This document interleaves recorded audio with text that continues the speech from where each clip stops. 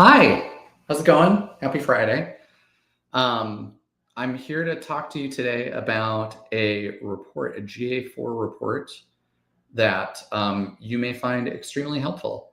It's pretty simple. I'm going to show you how to set it up. I'm going to talk about what the implications are. First, I'm going to spend a minute or two just talking about reporting on content and how to show that content is valuable and is useful and is something that you should invest in. There's probably a separate screencast that I need to do about just like, what do I mean when I talk about content, sort of like the Raymond Carver collection. Let's just talk about proving value and characteristics of content in general. So one is that the value of content is it's not that it's diffuse in the sense of it's really spread out. It's rich in a lot of places all at once. So you can point to the value of content for things like customer retention or sales effectiveness or giving your BDRs something to do outreach with, or building trust in your brand, or just getting impressions, or making your ads more effective, because we know that one of the factors Google uses to determine the price you pay for a click is actually like your authority on that particular topic that you're advertising about. So that's another one. And then there's clicks to the website, and there's LLM visibility, and there's probably a dozen things. And so content is valuable in a way, shows its value in a way that other sources, other things you do might not. Not that those other things are not incredibly valuable also in their own way, but their value is much easier to trace to a very specific thing, and content is harder to do in that way. So that's one thing I want to mention. And if you're watching this, you probably already know that, all the places. But then one of the challenges we have at Hercule is, okay, so how do we bring that up and make that manifest and obvious? And that's not always clear, which is part of the reason I'm going to do this very simple report for you today. So that's one. Two is the way people engage with content. So what we have seen pretty consistently is that when somebody comes to your website, there is a set of people who might convert on the very first visit to your website. It is not unknown. In fact, it happens frequently. Now, I think you can assume that those people have had the stage set for them in some other way first, whether it's they saw your social posts, there's somebody else in the organization who's sending them to your site, they heard about you on chat, whatever it is. There are you can make some assumptions there. But for the people who don't convert on that first visit, our data says 5 visits, 10 visits, 15 visits, 20 visits, even more than that, during which time they are consuming your homepage and your product pages and your use case pages, and also some of your blogs and maybe your documentation and maybe your white papers and maybe your webinars and all that other stuff. So all of that is part of that journey. And I challenge you to think about the last time that you purchased software, or you purchased SaaS, or you purchased anything that was B2B. I make those purchases all the time. I get so many spammy outreach emails that I'm not afraid of receiving more. So I will make that confession that I'm a purchaser of B2B software. I do that all the time. And if I don't already have, say, a strong recommendation or previous experience or whatever it is with the tool, I am going to spend a lot of time on your site. I'm going to go and read the thing and then come back and then maybe read it later and blah, blah, blah. I might also try to sign up. There's at least one software product this week where we're not going to use them because I have to go through a demo, and that's a separate, that's a separate screencast maybe, and maybe that's what they want because we're not their ICP and a bunch of other stuff. But anyway, think about when you go and you make a purchase like this, how much time you spend going to sites, building trust, understanding the brand, doing all that stuff, even for relatively small purchases, because it's not just about the money, it's about the time you're going to invest in it. So showing content's value is hard because it is very diffuse. It happens all over the place. Not all are measurable. And on the web, we know that a lot of people consume tons and tons of content before they make a purchase decision. So the rest of this live stream, I'm going to show you this report. And thanks for waiting. I didn't mean to make this too preamble-y. And let's look at, hold on one second. I'm going to get this open here. Going to do some bringing up pages. There we go. Okay. And then I'm going to share this with you. So let us share screen and we'll look here. Let's do that one. Okay. So here it is. No, it's not because you can't see it yet. Here we go. Hi. Okay, great. So here's what it fundamentally looks like. I'm going to show you how to build it. It's a very simple Google Analytics report. It depends on you having Google Analytics implemented correctly. It depends on you having something called a key event, although that's not necessarily necessary, but those are pretty straightforward to implement too. And what this shows is simply how often did somebody consume content. So here we're actually including the docs, but because a lot of our clients are technical, docs is part of that, but you can easily exclude it or include it. You'll see it says page location matches regex. So that's basically saying, does it match one of these patterns? And the patterns we're using are blog resources docs. You can use this for any pattern on your site. You could use it for the product pages. You could use it for the homepage. But for now, we're going to talk about sort of our general content pages. Step one is that. And then step two is they converted. They triggered a key event. Key event equals true. Now, key events are Google Analytics events that have a little star next to them. That's it. I can show you at some point what's involved in defining a key event, but it's literally going to a page, an admin page in GA4 and checking off that little star. And that's what a key event means. And typical key events are things like they filled out the contact form, they filled out the demo form, they signed up for a webinar or downloaded a white paper. There can be lots of other ones too. Those can all be key events. Sometimes they downloaded a software package, something like that. Key events are typically not first visit to the website because everybody does that. It makes it not useful. Page views, not things like that, things that are commercially valuable. So all I'm doing here is I have a funnel that says, did they visit content? And then did they have a key event? I don't do it the other way around because that doesn't show the kind of progression of causative value. And this is just an example, but this one shows content, 8,200 users, and then a little more than 0.5% of them actually then go on to a key event. Now, we, with our clients, usually aim for 1%, 2%, 3%, whatever the number is. But and this is a user thing, by the way. This is not views. So it's not like we're double counting. If they went to one piece of content, then another, that doesn't show up in here twice. It only shows up in here once. But let's take this number 54. Now, 54, these are leads who are likely qualified, certainly more qualified than average, almost certainly more qualified than somebody you might get from Google Ads or from other places where they haven't spent a lot of time on your site. So let's take that 54 and it's useful to know what the value of a lead is for you. That's useful to know in general. And we spend a lot of time helping companies understand that part, and we do financial models, all this other stuff. So we'd be happy to talk to you about that. But it's useful to have a sense.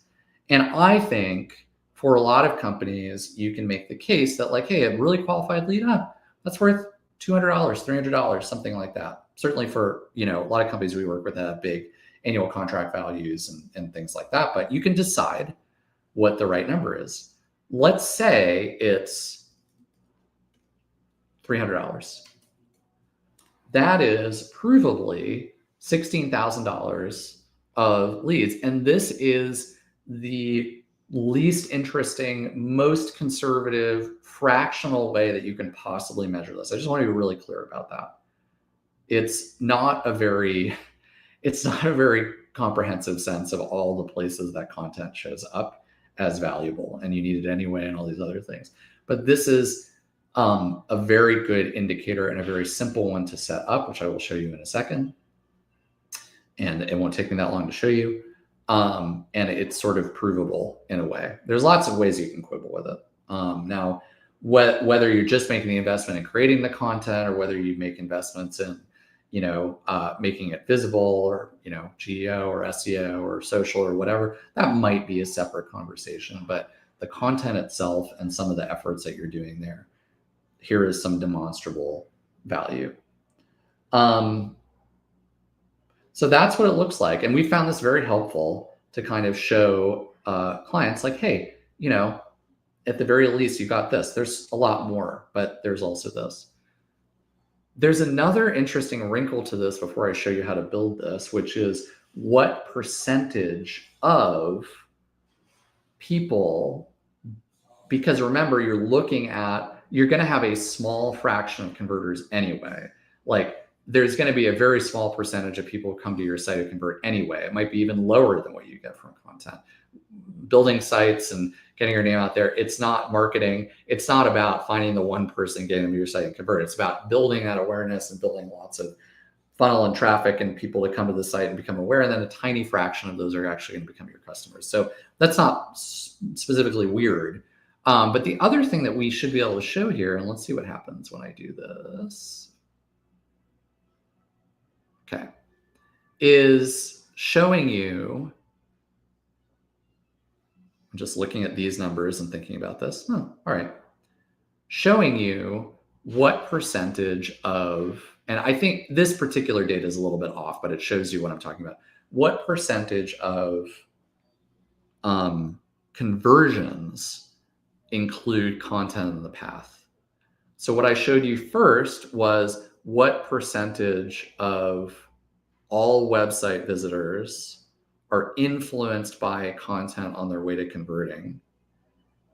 That's all website visitors. Here I'm going to show you what percentage of conversions in general are influenced by content. This one's actually a little bit low.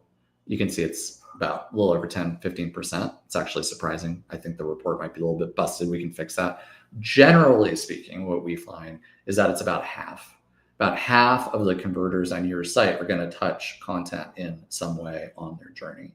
So that's another piece of this. So there's the piece of, we build the content, what's the ROI of the content, what is it sort of, what can we show in terms of generated leads? And then there's the other part of like which percentage of leads in general touch content, and it tends to be a pretty high percentage.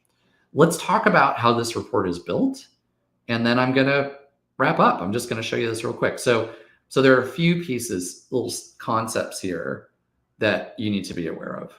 So one is the idea of segments. And this is a sort of advanced in some ways, but I'm going to try to walk you through the pieces here.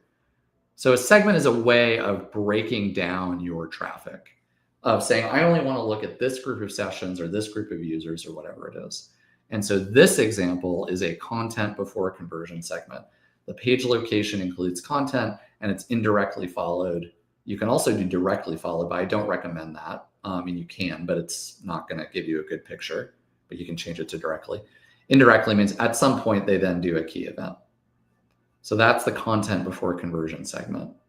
And then there are other segments we can have here, but the most interesting one is just all users. All users is a segment. It's just a segment that has everybody in it. So those are the two segments. And then what we're doing is we're saying, okay, pick a funnel report.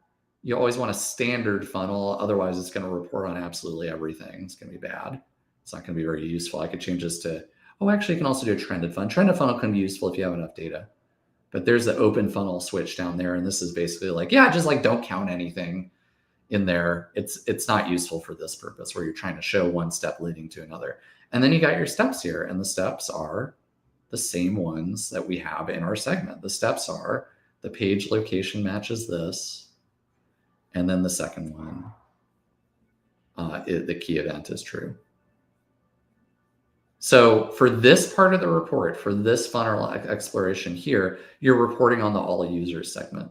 So you can actually see that I don't have any segments in here. So this is just all users. You don't even need segments for this part. And then if you want to show that second part where we're saying, okay, well, show me all conversions and show me out of the set of conversions, what percentage has touched content. That's where you look at your segments, you drag them into the report.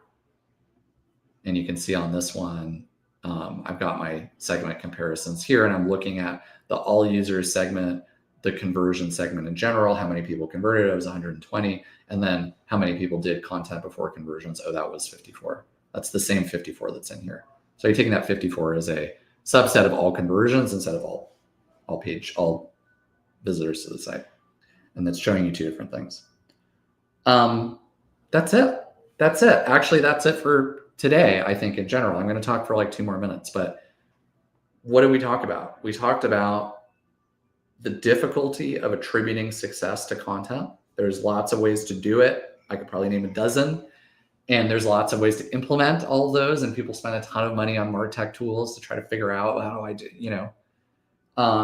So just keep that in mind.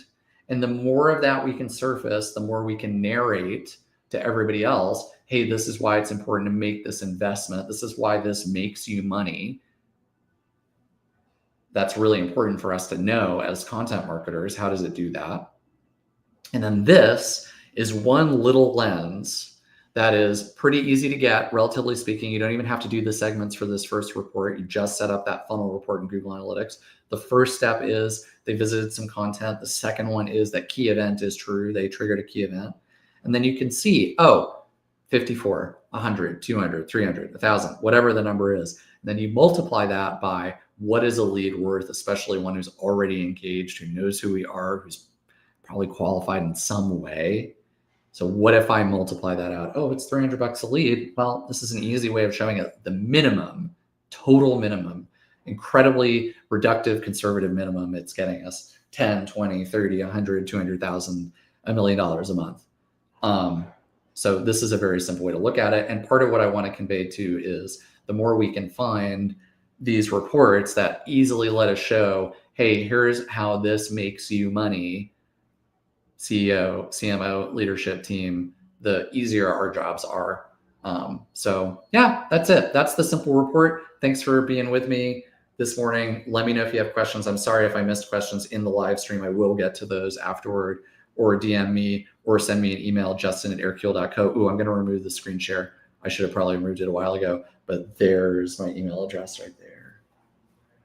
Thanks, y'all. Have a great weekend. See ya.